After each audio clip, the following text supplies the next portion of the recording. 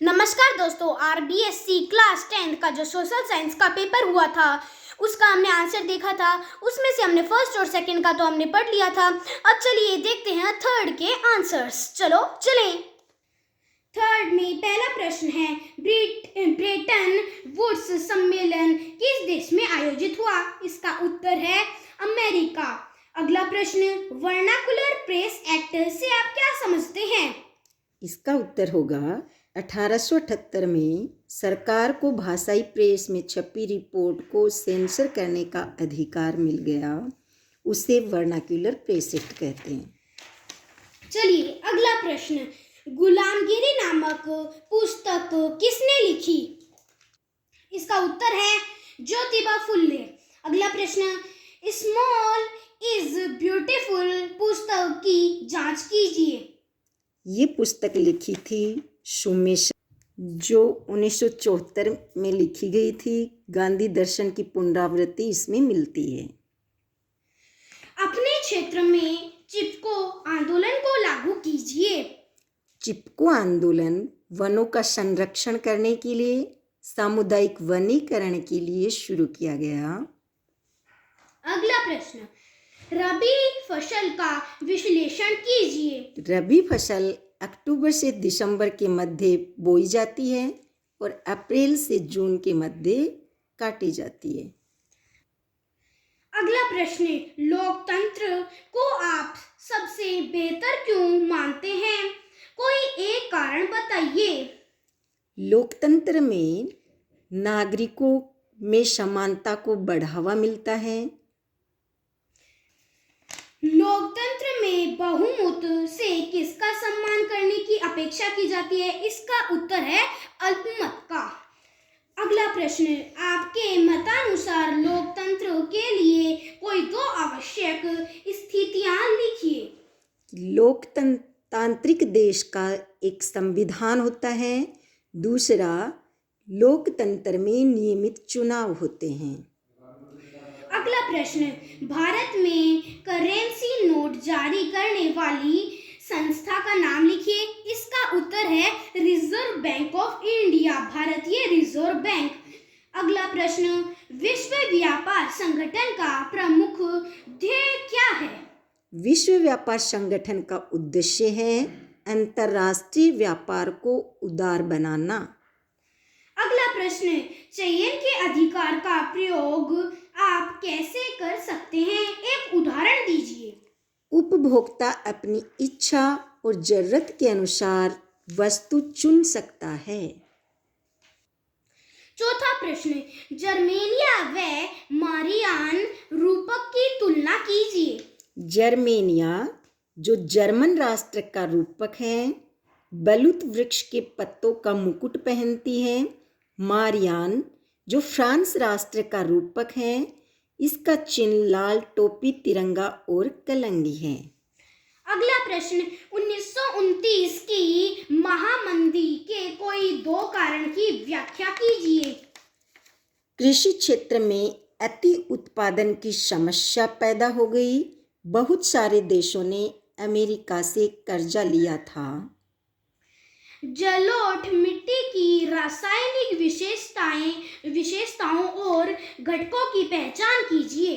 जलोढ़ मृदा में रेत, सिल्ट और मृत्तिका, ये विभिन्न अनुपात में पाए जाते हैं। ये मृदाएं पोटास, फास्फोरस और चूना मुक्त होती हैं। इनकी प्रकृति सूखे क्षेत्रों में क्षारीय होती है।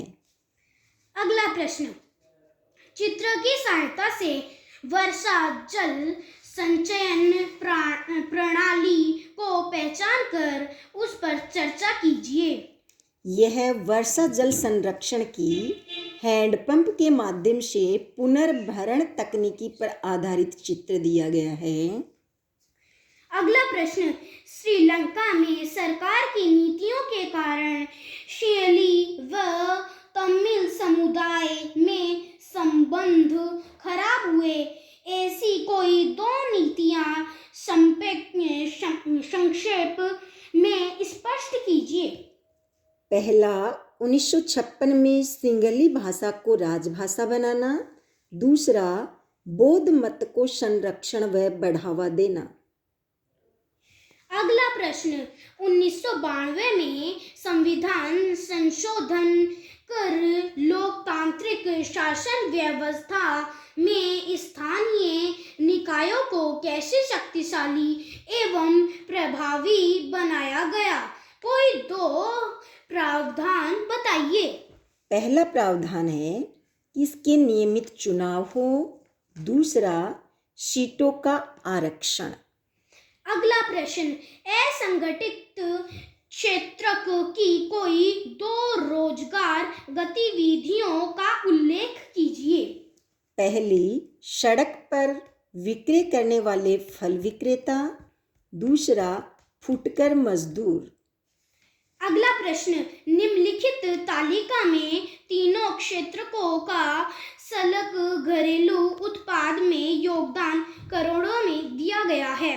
वर्ष 2000 प्राथमिक क्षेत्रक 52,000, द्वितीयक क्षेत्रक 48,000, तृतीयक क्षेत्रक 1,35,000। पहला, उपरोक्त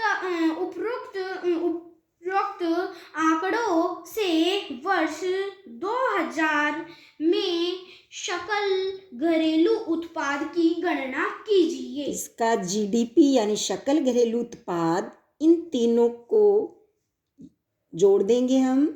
52,000 प्लस 48,000 प्लस 1,35,000 तो हो जाएगा 2,35,000 रुपये करोड़। अगला प्रश्न, वर्ष 2000 में तृतीयक क्षेत्र का योगदान प्राथमिक क्षेत्र से कितना अधिक था? गणना कीजिए। तो प्राथमिक क्षेत्र का था 1,35,000, इसमें से तृतीयक क्षेत्र का माइनस कर देंगे 52,000 तो आ जाएगा 83,000 करोड़ रुपए। अगला प्रश्न, सूचना एवं संचार प्रौद्योगिकी के विकास से हुए कोई 4 लाभों की सूची बताइए।